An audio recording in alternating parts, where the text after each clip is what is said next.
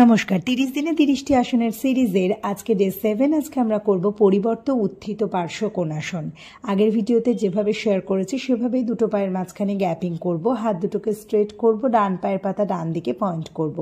এরপরে 90 ডিগ্রি অ্যাঙ্গেলে হাঁটু ভাঙবো, হাত দুটোকে নমস্কারের ভঙ্গি করব এবং শ্বাস ছাড়তে ছাড়তে বাম হাতের কনুইকে ডান হাঁটুর বাইরের দিকে পাশে আমরা প্লেস করব। স্বাভাবিক শ্বাস প্রশ্বাস নিতে নিতেই পশ্চার আমরা হোল্ড করব 10 থেকে 15 সেকেন্ড।